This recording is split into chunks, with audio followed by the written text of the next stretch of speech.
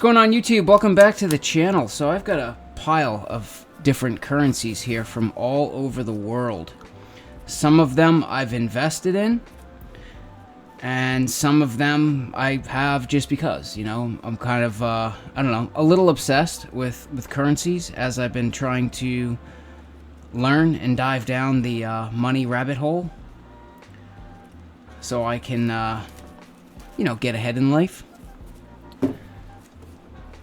And yeah, I find it fascinating as well, like the way different countries do their bills. You know, I mean, you see a lot of similarities, I would say, throughout a bunch of them. But God, I just got some new bills, man. I have never seen anything like these. There has been some major upgrades in the currency world. And it's surprising that it's like, it's not United States.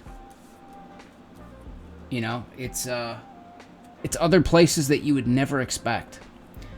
Which, we need to think about that for a second. But yeah, this is just $1 East Caribbean. And if you take a step back and look at some of these currencies, and you see like what they're worth against other currencies, or what you could buy with them, and it just goes to show you, man, like this fiat experiment that we're in, it's just not gonna work. It's just never gonna work. It's failing big time. And going digital isn't gonna fix anything.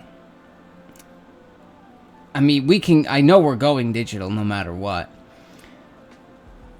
But it needs to be backed by something real. It needs to be backed by gold, silver, oil, something.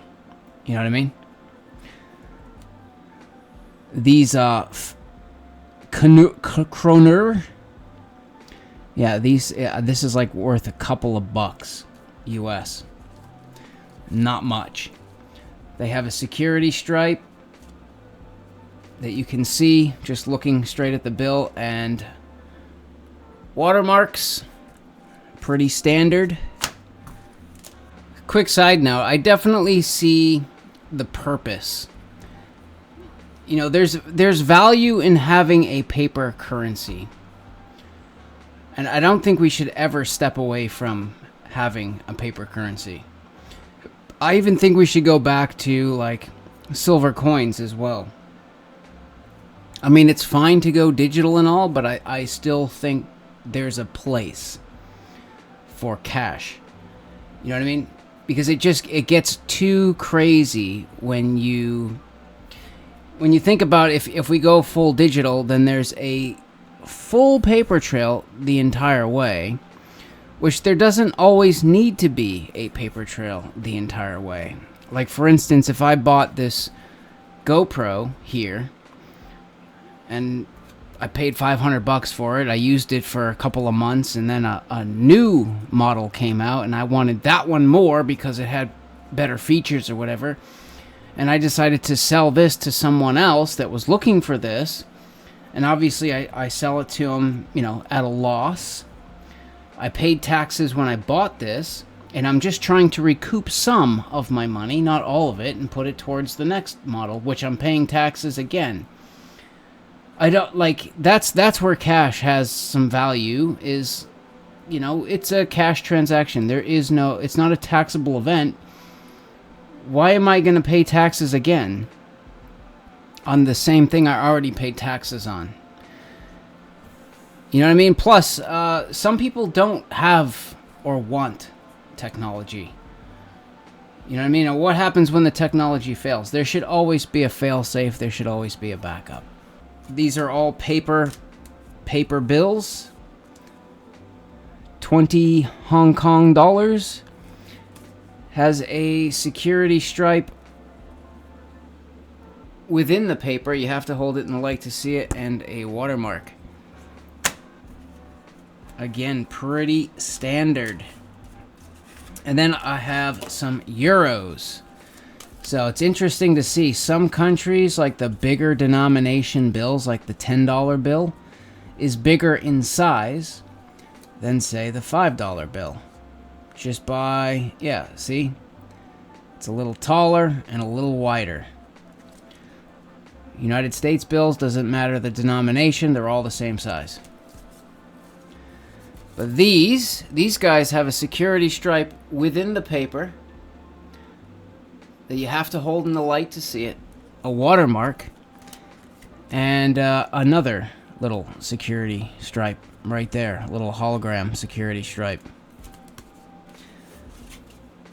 Maybe a notch above. Just a slight notch above the other ones that we've looked at.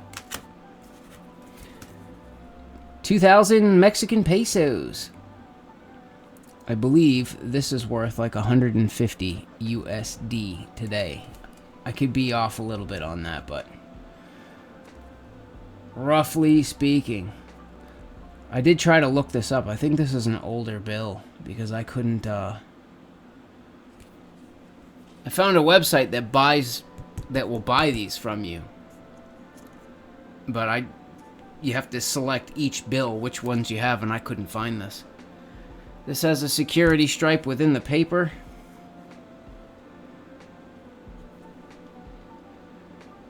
I don't even see a watermark.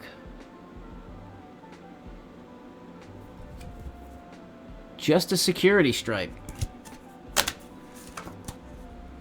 Republic of Argentina.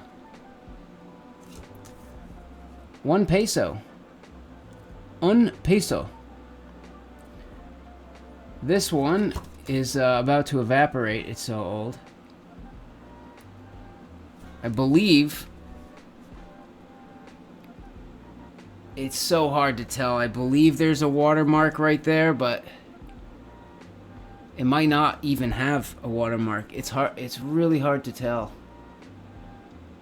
I don't even think it has one, actually. So probably the worst so far. And then we have the Reserve Bank of Zimbabwe, $100 trillion. This has a little security stripe right there.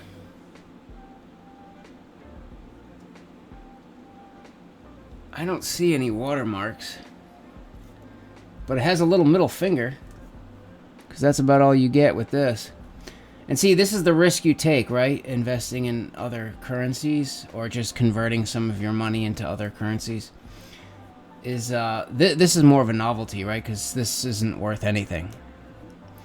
And Zimbabwe is coming out with a new currency, so they're just getting rid of this one, they're making a new one, and they're going to back it by gold. So I don't know, do they allow the people that are holding these an opportunity to exchange them in, and what are they worth? Don't know. And then some of the bills that I've invested in. Well, actually, before we get to there, some currency dealer that I've been buying bills from, he sent me these for free. As a thank you, I guess, because I've been buying a lot from him. But these, the Bolivar. Yeah, this is Venezuela Bolivars. It's kind of interesting that these bills are like this, straight up and down. Usually they're like that, but these ones are straight up and down. Definitely heavily circulated. This one seems a little bit older, smaller security stripe, watermark right there. And then a slightly newer one, bigger security stripe, and watermark. Pretty standard. Standard issue currency. And these are all paper. You know, it's like a cloth kind of paper, currencies are. Because if they were straight up paper and they got wet, they would dissolve, but it's a cloth type of paper. So some of the currencies that I've invested in is, the first one is the Iraqi dinar. And here's where things start to get interesting, right? This is a slightly older Iraqi dinar bill. it's pretty standard, right? It has a watermark and a security stripe. And this little metallic paint looking thing. But other than that, it's pretty standard. Yeah, I don't see fibers. I do not see fibers in the paper. Yeah, overall, pretty standard with all the other ones that we've looked at. But then all of a sudden, in the last 4 years, like holy smokes, they really upgraded their security features. I mean, they went hog wild. So these ones, compared to the older ones, there are clearly fibers in the paper. You can see them clear as day. The older one, you could not see any.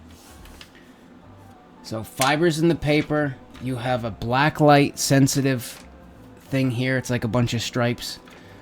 A clear window there. The front of the bill feels like paper.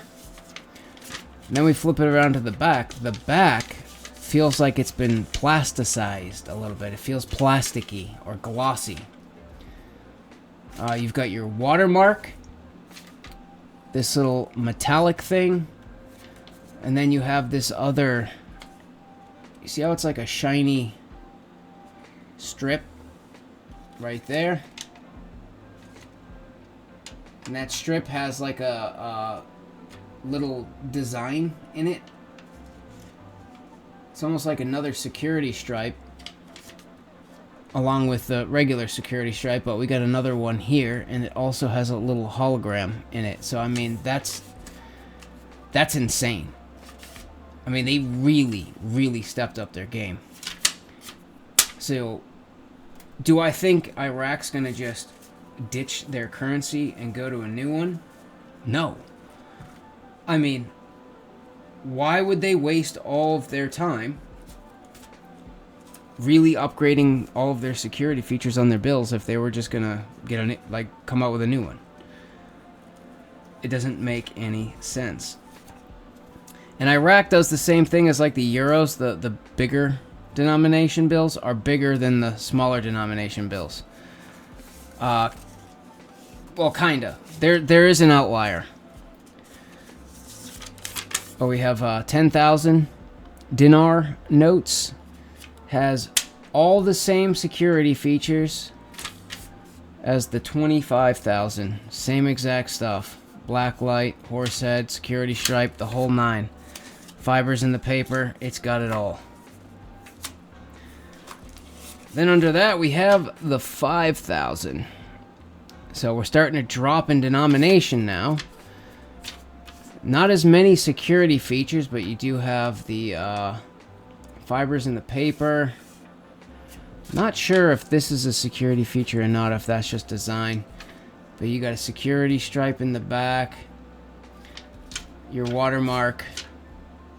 Your metallic thing. Yeah.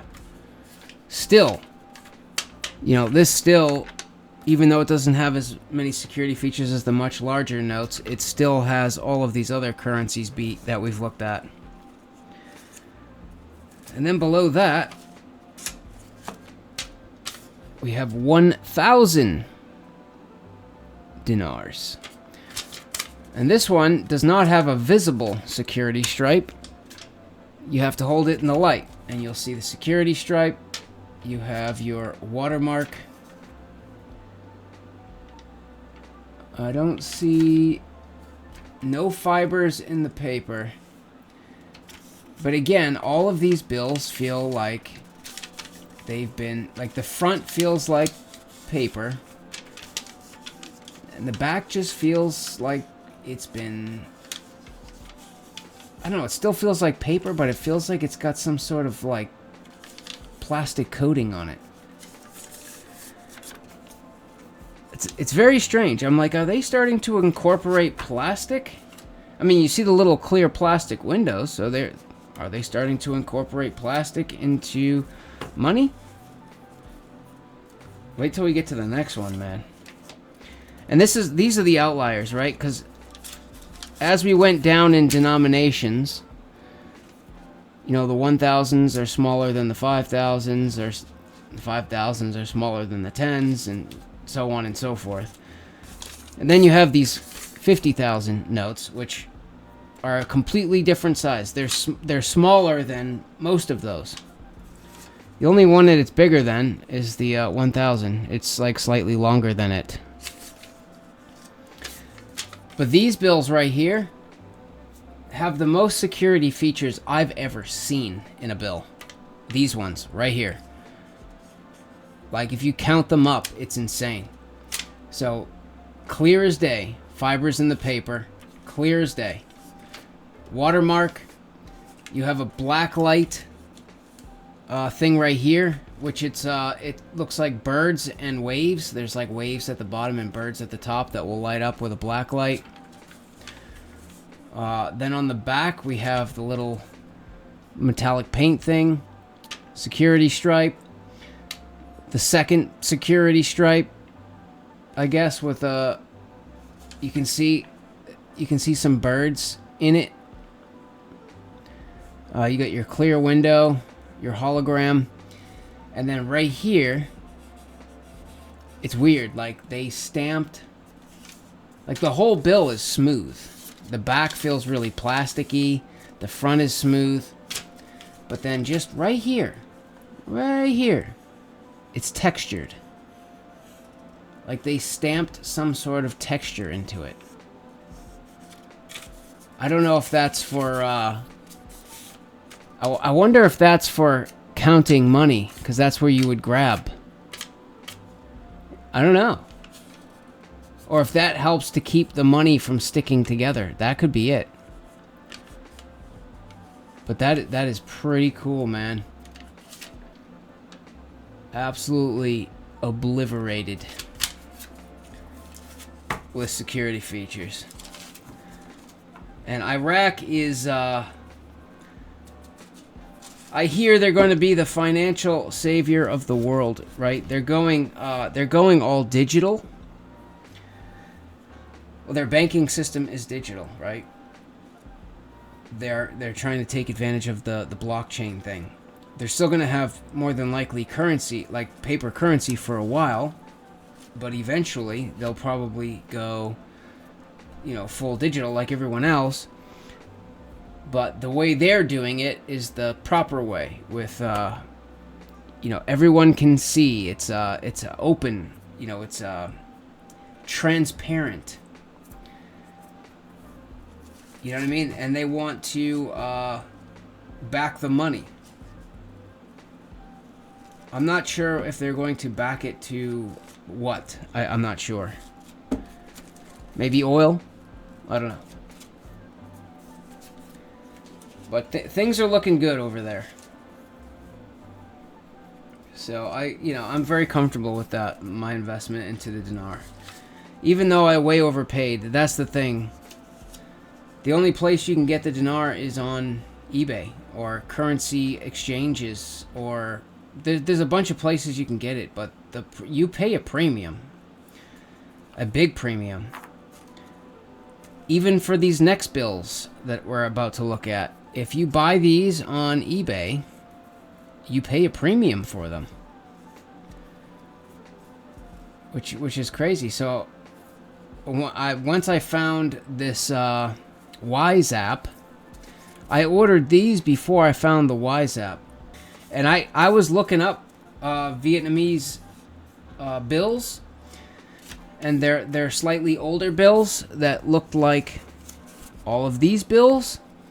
They were paper, just the same level of security features, but Vietnam's new bills. So ask yourself, why waste the time decking your currency out, making it bulletproof, if you planned on ditching it, or it was going to become completely worthless? It doesn't make sense in my head.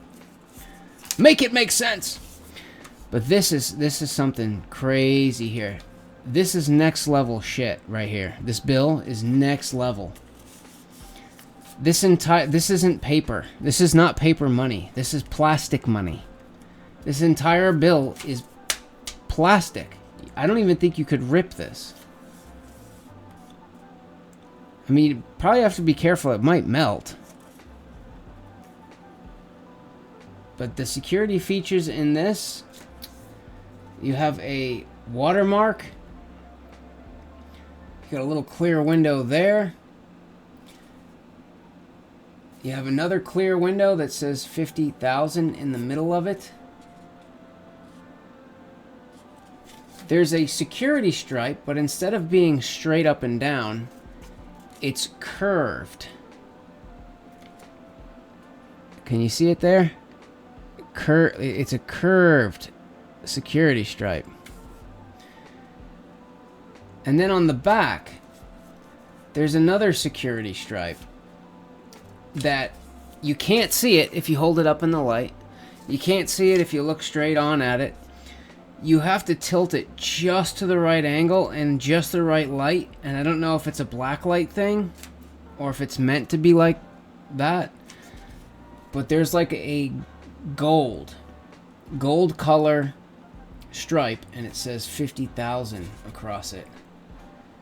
Let me see if I can get it on. Yep, you see it? There it is. Yeah, you can see it a little bit right there. It's a gold. And in person, it looks really gold, like gold. Pretty cool, man. So do you not find that just a little bit strange? That we see all these currencies from all over the world. And they're all paper and they all have about the same in security features, right? Including the United States bills. And then we're looking at these two countries that their currency is pretty much already crashed. It's not like it's plummeting still. It's kind of crashed and it's bottomed out and it's been there for a while, you know? But they got some of the best currency in the game.